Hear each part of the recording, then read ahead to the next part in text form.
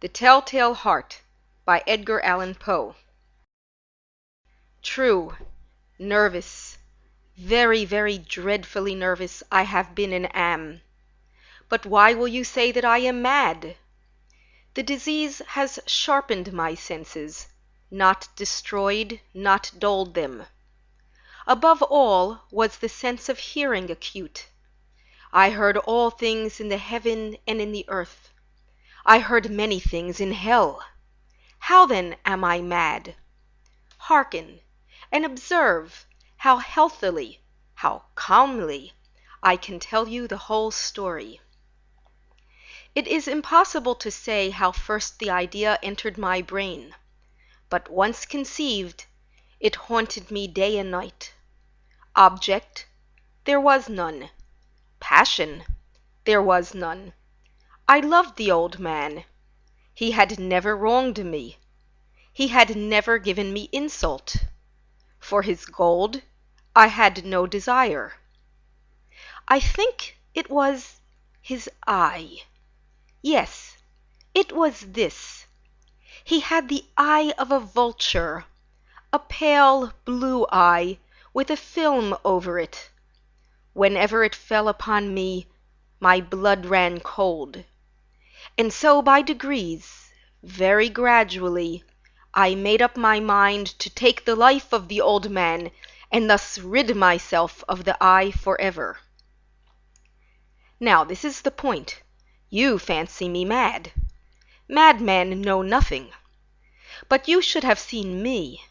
You should have seen how wisely I proceeded, and with what caution I went to work.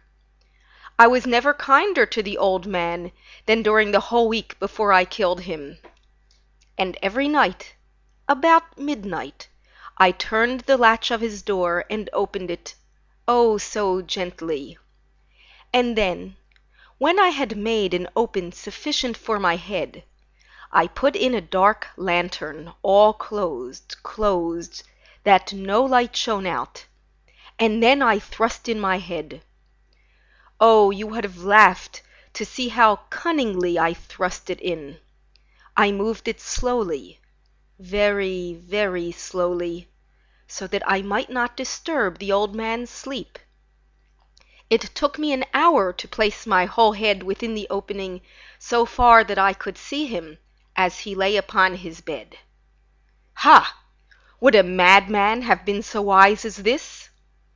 And then, when my head was well in the room, I undid the lantern cautiously, oh, so cautiously, for the hinges creaked.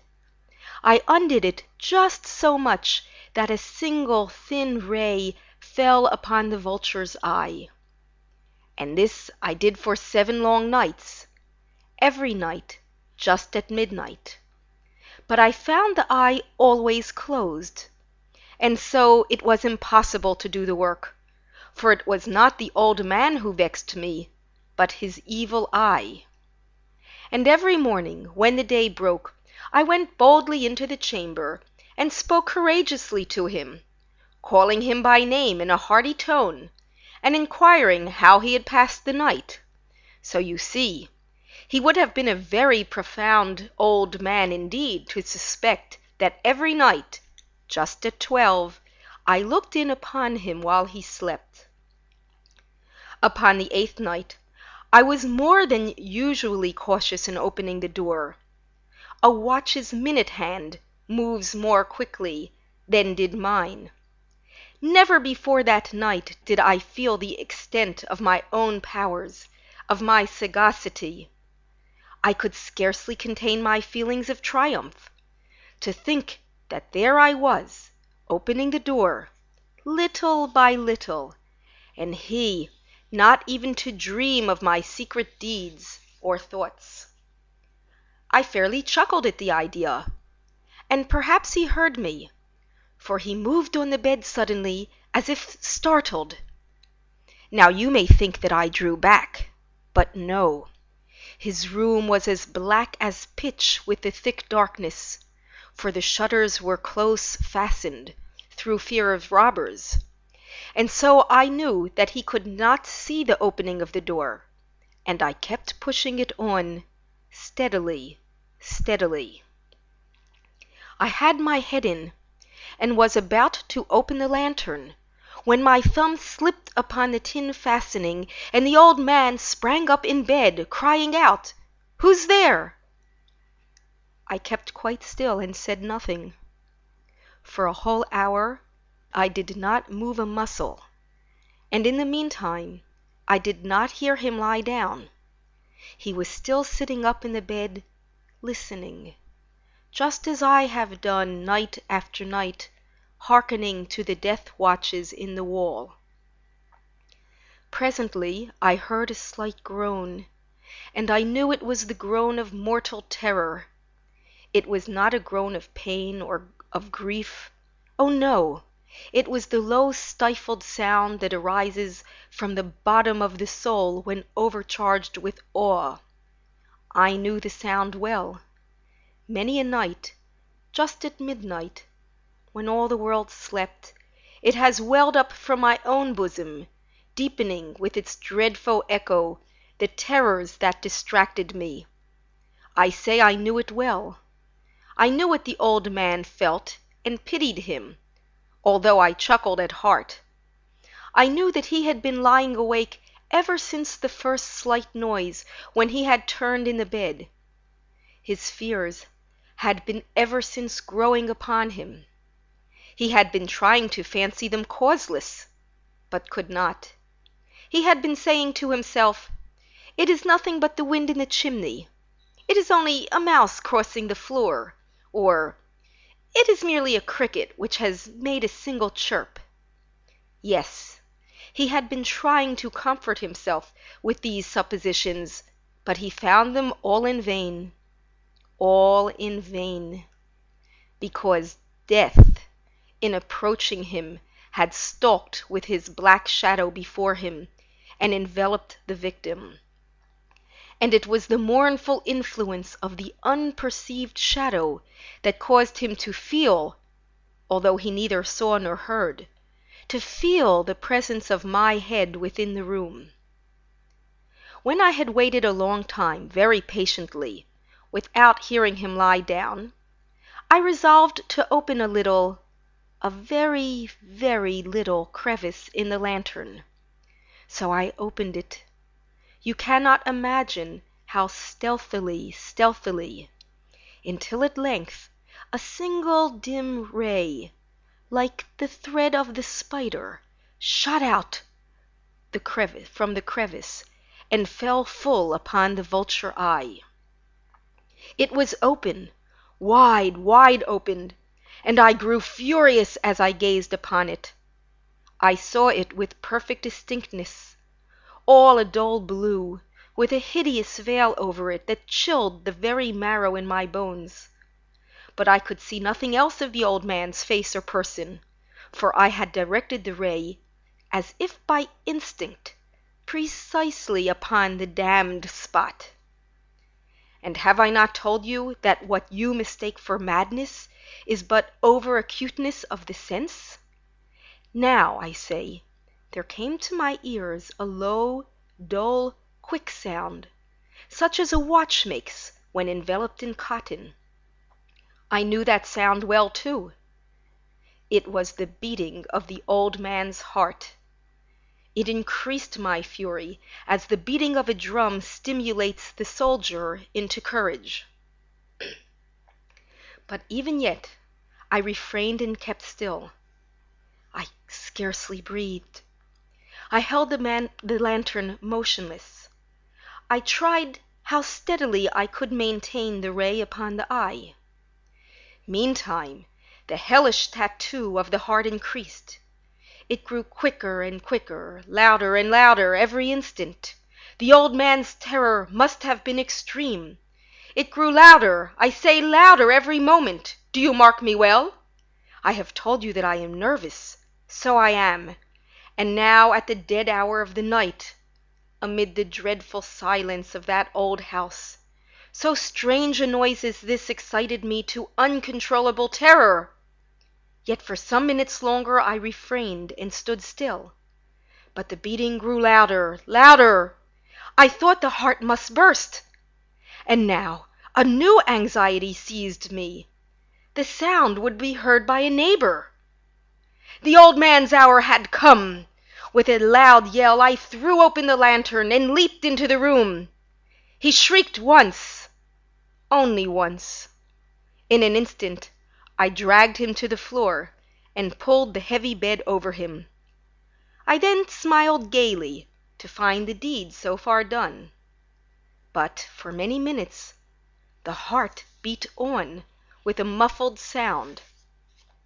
This, however, did not vex me. It would not be heard through the wall. At length it ceased. The old man was dead.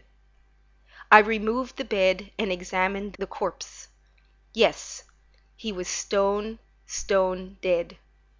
I placed my hand upon the heart and held it there many minutes. There was no pulsation. He was stone dead. His eye would trouble me no more. If you still think me mad, you will think me so no longer when I describe the wise precautions I took for the concealment of the body. The night waned, and I worked hastily but in silence. First of all, I dismembered the corpse. I cut off the head and the arms and the legs. I then took up 3 planks from the flooring of the chamber and deposited all between the scantlings. I then replaced the boards so cleverly, so cunningly, that no human eye, not even his, could have detected anything wrong. There was nothing to wash out, no stain of any kind, no blood spot whatsoever. I had been too wary for that. A tub had caught all, ha ha! When I had made the end of these labors, it was 4 o'clock, still dark as midnight. As the bell sounded the hour, there came a knocking at the street door. I went down to open it with light heart, for what had I now to fear? There entered 3 men, who introduced themselves with perfect suavity as offers of the police.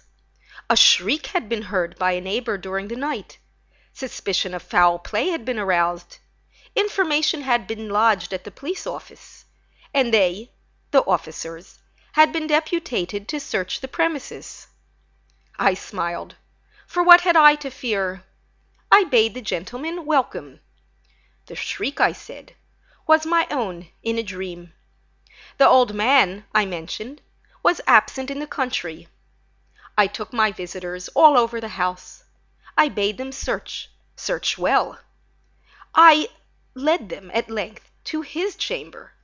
I showed them his treasures, secure, undisturbed. In the enthusiasm of my confidence, I brought chairs into the room, and desired them here to rest from their fatigues, while I myself, in the wild audacity of my perfect triumph, placed my own seat upon the very spot beneath which reposed the corpse of the victim. The officers were satisfied. My manner had convinced them. I was singularly at ease. They sat, and while I answered cheerily, they chatted of familiar things. But ere long, I felt myself getting pale, and wished them gone. My head ached, and I fancied a ringing in my ears. But still they sat and still chatted. The ringing became more distinct.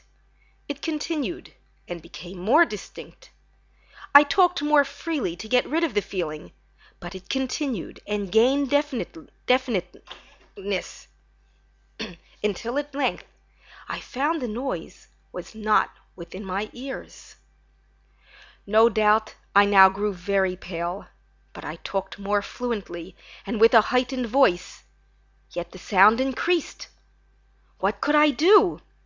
It was a low, dull, quick sound, much such sound as a watch makes when enveloped in cotton. I gasped for breath, and yet the officers heard it not. I talked more quickly, more vehemently, but the noise steadily increased.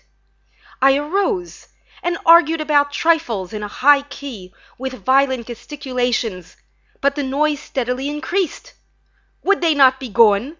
I paced the floor to and fro with heavy strides, as if excited to fury by the observations of the men, but the noise steadily increased. Oh God, what could I do? I foamed, I raved, I swore.